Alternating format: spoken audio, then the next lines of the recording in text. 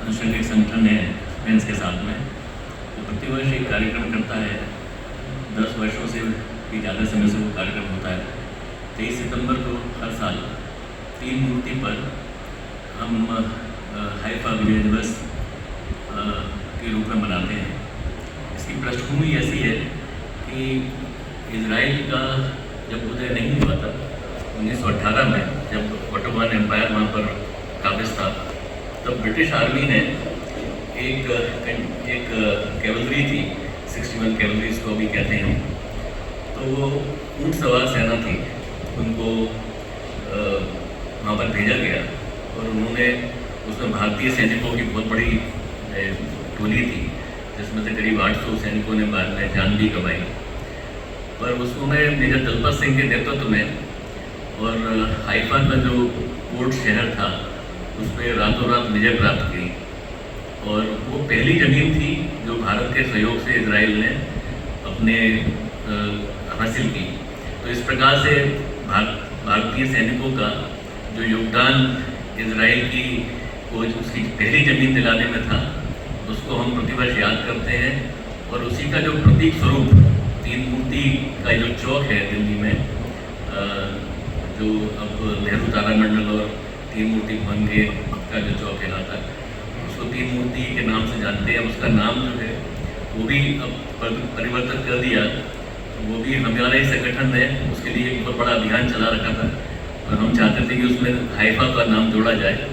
और अंततोगत्वा जनवरी 2019 में प्रधानमंत्री जब बेंजामिन नेतन्याहू यहाँ पधारे थे, इजराइल के प्राइम मिनिस्टर, तो हमारे प्रधानमंत्री और नरेंद्र मोदी जी उनको दोनों उस चौक पे गए, श्रद्धांजलि अर्पित की और उसके बाद में उस चौक का नाम बदल के अब 3 मूर्ति हाइफा चौक ऐसा कर दिया।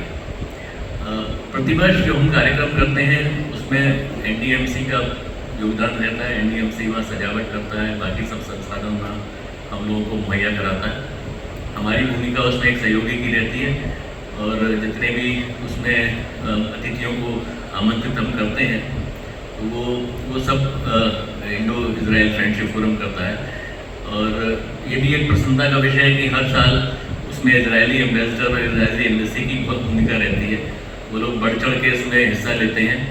तो पिछले वर्ष जो कार्यक्रम हुआ था उसमें भी अभी के जो इजरायली एम्बेसडर हैं नावर गिनोन, वो भी उसमें पधारे थे और उन्होंने अपनी कोई सिक्योरिटी की चिंता न करते हुए और वो खुल के सबसे मिले और वो काफ़ी समय वहाँ पर करीब 2 घंटे से ज़्यादा समय वहाँ रहे।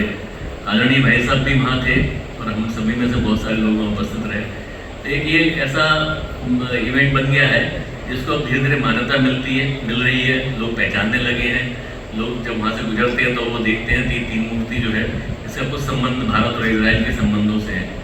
इजराइल का भी जो हमारा डिप्लोमेटिक मिशन है वो भी अब इस बात को रिकग्नाइज करने लगा है कि हमारा और भारत का जो पुराना संबंध है वो 100 वर्षों से भी अधिक का है।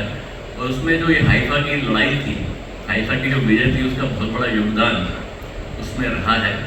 तो ये एक हमारा एक बहुत बड़ा अचीवमेंट है कि हमने न केवल इस उत्सव को पब्लिक में, जनता में उसका एक जागृति लाने का काम किया है, बल्कि हमने उस जो चौक था, जो एक तरह से एक गुमनाम चौक था, लोग उसको 3 मूर्ति भवन के नाम से जोड़ के देखते थे और सोचते थे नेहरू यहाँ रहा करते थे इसलिए इसका नाम 3 मूर्ति है।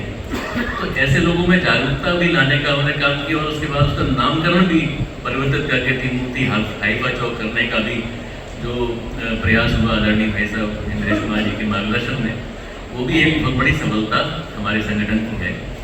आने वाले समय में हम चाहते हैं कि ये जो हमारा इंटरेक्शन है इजराइल के साथ में वो कुछ और आगे बढ़े। हम बहुत सारे तकनीकी मुद्दों पर, बहुत सारे कृषि को लेकर के, पर्यावरण को लेकर के, एजुकेशन को लेकर और कई क्षेत्रों में हम ऐसी बातें तलाशें जहां हमारा उनका आपस में कोई एक सहयोग बन सके, हमारा कुछ और उनके साथ में भागीदारी बन सके। तो इसके लिए हम निरंतर प्रयास कर रहे हैं। बहुत सारी चीज़ें अभी हमने इस साल एम्बेसडर के साथ शेयर की हैं। उन्होंने बहुत पॉजिटिवली उस पर रिस्पॉन्स भी किया है और उन्होंने हमको आमंत्रित भी किया है कि जब भी हम जाना चाहें इजराइल तो हम लोगों को स्वागत करेंगे, हम लोगों के लिए सब व्यवस्था करेंगे। और इसी परिप्रेक्ष्य में आगे हम अपनी तैयारियों को जारी रखेंगे। और मैं आप सभी से आग्रह करता हूँ कि जब भी कभी आप दिल्ली आएँ तो कृपा करके एक बार तीन मूर्ति चौक अवश्य जाएँ और आपको बहुत प्रसन्नता होगी।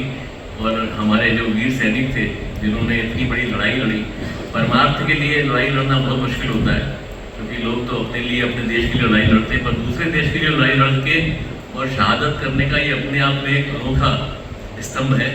तो कृपा करके उसके दर्शन जरूर करें। बहुत बहुत धन्यवाद। नमस्कार।